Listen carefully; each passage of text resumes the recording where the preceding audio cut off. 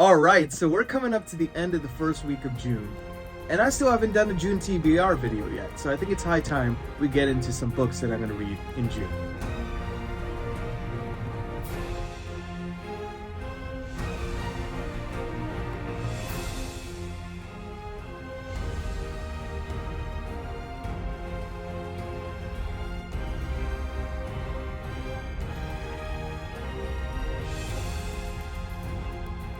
Hey everyone, welcome back to the channel. I'm Nick here with Shelf-Esteem. I'm a composer for film, television, and gaming, specializing in book adaptations, and this is my June TBR list. So I have quite a hefty, book list here. So I'm going to kind of go through these one by one and kind of explain what drove me to pick these particular books. And, some of them are read-alongs, which I'm very excited about. One of them is waiting for me at the library, so I'm going to be picking that up today. So I'll leave an image instead of holding up the book for you all to see. But I'm very excited about all these. So I am going to be attempting to read 6 books this month. So for me, I'm not the fastest reader in the world. I am not a Brian Lee Durfee reading 100 pages an hour.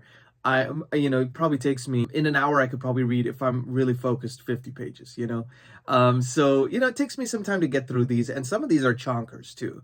But the reason why I'm going to be able to read a little bit more this month is I'm going to be going to the UK from the 10th of June till the 20th to visit my grandmother. She's turning 90, so it's kind of like a surprise for her.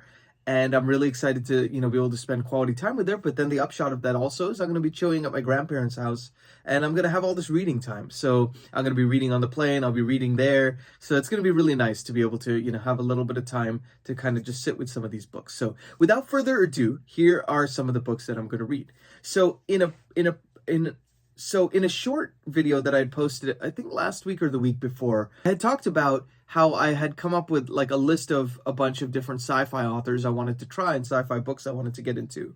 And one of them was called Canticle for Leibowitz. And I had spoken a little bit briefly about the book, and lo and behold, I was going for my daily run and I was passing a book box, and guess what I found in it?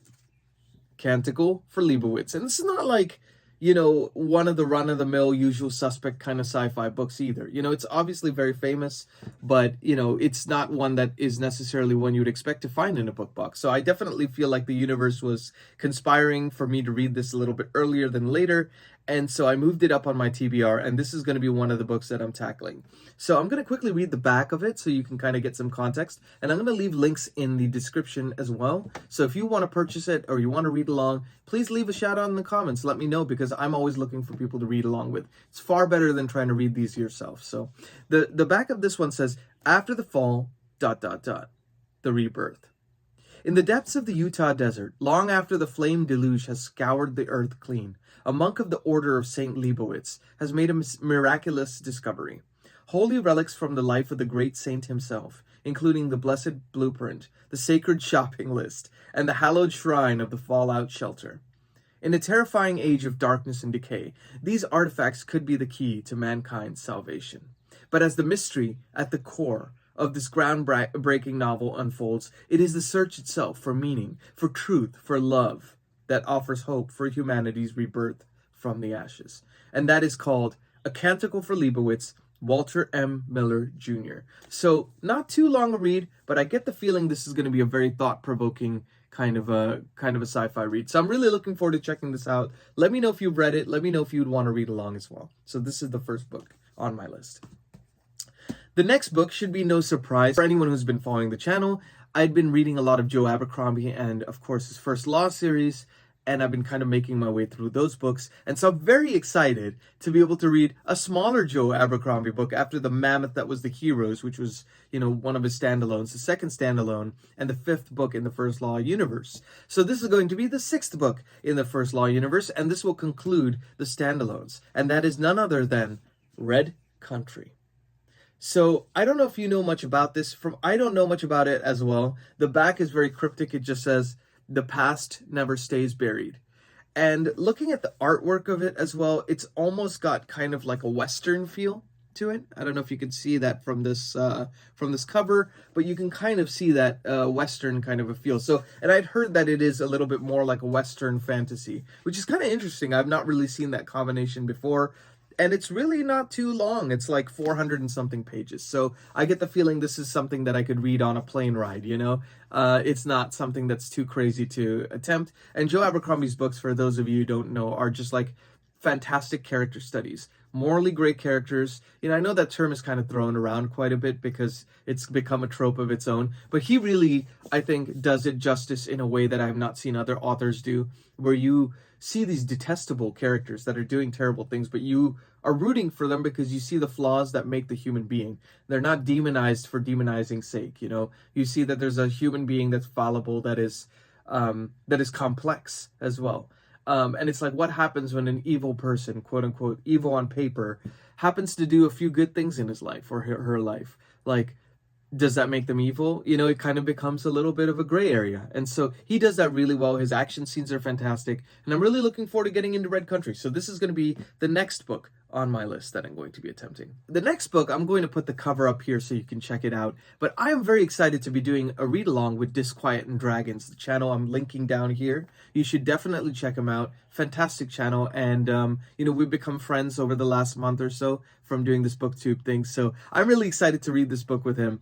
And, you know, just to kind of preface which book it's going to be, I had read Stephen King's You Like It Darker, his newest short story collection that came out May 21st. So I read that, you know, first couple days when it came out.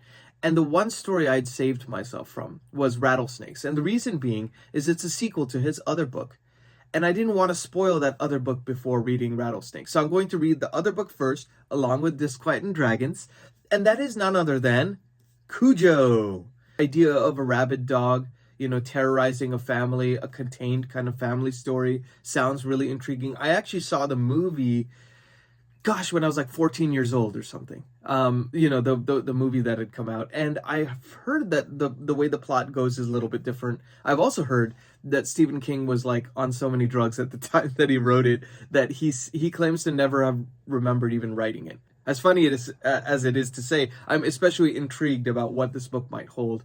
And, you know, I think in the 80s, Stephen King was someone who didn't pull any punches. Like, he really went for it and explored dark territory. So I'm excited to see that book, and I'm going to read Rattlesnakes immediately after to close out You Like It Darker. So that's kind of my plan, and that's my plan with Disquiet and Dragon. So definitely we'll keep you all posted if we end up doing any video content around that. But we're very excited to get started. I have the book waiting for me at the library right now, so I'm going to be picking it up shortly after I finish filming this video. So I will be able to start it very soon. I'm very looking forward to that. So the next book is one that's been on my list for a while, and I've been kind of waiting because it's a filmmaker friend of mine really wanted to read it as well. And, you know, he's waiting for his copy from the library, and then we'll be reading it together. And that is none other than Adrian Tchaikovsky's Children of Time. So this is part of a trilogy, Children of Time, Children of Ruin, and Children of Memory. And just to quickly read the back, I kind of explored this in a previous, like, you know, TBR video, but it kind of got a little bit left behind. So definitely going to be tackling this month. So I'm very much looking forward to that. It says here, who will inherit this new earth? The last remnant of the human race left a dying earth, desperate to find a new home. Following their ancestors' star maps, they discovered the greatest treasure of a past age, a world terraformed and prepared for human life. But all is not right in this new Eden. The planet is not waiting for them, pristine and unoccupied. New masters have turned it from a refuge into mankind's worst nightmare. Now 2 civilizations are on a collision course and must fight to survive. As the fate of humanity hangs in the balance, who are the true heirs of this new Earth? That sounds like a fascinating sci-fi take on, like, you know, encounters of different, you know, alien civilizations. Like, I haven't heard of a sci-fi book written quite this way. And I've heard such great things about Adrian Tchaikovsky, so I've been wanting to check his work out for ages. I know he has a long-running series called Shadows of the Apt, I think. And this one is, of course, a trilogy, and he has some other books as well. But I figured this is the best place to start. Everyone raves about Children of Time, so I'm really looking forward to checking this out. I'll keep you all posted. Maybe if my filmmaker friend is, up for it, or he would be down to do a discussion, maybe we could do a discussion and talk a little bit about what could this look like if it was adapted? What would it sound like if it was adapted? Because for me, it's always interesting as a composer to visualize what these might look like in adaptation form. I think that's something that's really enjoyable for me personally. And it might be something that you all might be interested in, and something I can offer beyond regular booktube channels from my experience as a composer. So thinking about that, but I'll keep you all posted, and let me know in the comments as well if that's something you'd want to see, or if you'd want to see more content like that, because this channel is a dialogue for me. This is not a channel where I just post a bunch of videos and about stuff that resonates with me only. I want to make this a dialogue of, hey, what resonates with you? What would you want to see more of? And this becomes a channel we all grow together. We all create a community together, and it's only as strong as all of us. So I just wanted to let you know that that's kind of a plan I'm thinking. But this is the 4th book that I'm going to be reading, Children of Time, Adrian Tchaikovsky. The 5th book I have actually already started. For those of you who have watched, some of my previous videos and watched me gush about Ken Follett, and more specifically his Century Trilogy, which charts kind of the course of 5 families across 100 years of history, from the year 1900 to the year 2000. It's a trilogy that's separated by 3 books. It's a historical fiction with some romance, drama, as these characters are swept away in world events. So the first book took place around World War I, the Russian Revolution, and the women's suffrage movement. Now the second book, Winter of the World, kind of takes place around 1933, World War II era, and seeing Adolf Hitler as a character in this is very chilling. You watch documentaries and you see the aftermath of the concentration camps and things like that, and it's very disturbing to watch those things. But there's also something very sinister about seeing Adolf Hitler slowly come into power, and some people being wise to the fact that, like, hey, if this guy takes power, he's going to act on the things he's been talking about. And I don't know, it's just like, as you know, they always have this old adage that history tends to repeat itself.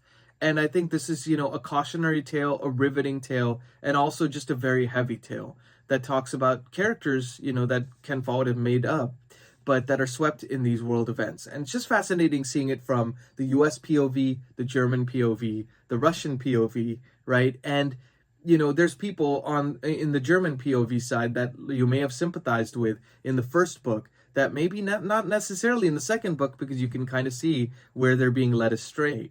So really fascinating book. I haven't read anything quite like this. I'm just been in love with the first book. I've read about 100 pages maybe of the second book, and this is like a 900 something page book, so I have a ways to go. But I've been taking my time with it. I'm loving it so far, and I'll keep you all posted on how this is going. But this is definitely one of my most anticipated reads for this month. And the final book is one I've actually made the most progress in, and that's because I've had a little help from my friends. So this is a book I'm really excited about because I've been wanting to read Brandon Sanderson more this year in anticipation of the release of the last Stormlight 5 book that comes out on December 6th. I was talking to Chaz from Bookish Chaz, linking him as well, fantastic YouTube channel, and also Carl from Geek on My Sleeve. And we all 3 were thinking, it'd be fun to read this particular book together because, I'd been reading the Wax and Wane series on and off over the last year or so, and I've enjoyed the books more with each entry. And this particular book is one that I've been wanting to get to. It's been sitting on my shelf for months since it was released. And, it's always more fun to read with your friends. And in this case, new friends that I've made through this book community. So we are in the process of reading The Lost Metal by Brandon Sanderson. Book 4 in the Wax and Wane quadrilogy, I guess you could say. So really fantastic so far. Look, I'm already, a couple hundred pages in, and I'm loving the ride.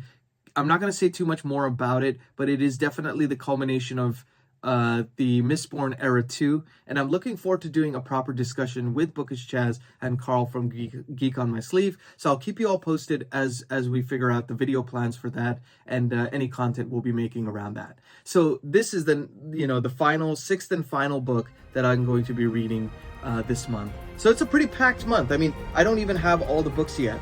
I'm still waiting for Cujo to pick up Cujo, and already I have my work cut out for me. So without further ado, I'm gonna get to reading, and in the meantime, I'm Nico with Shelf-Esteem.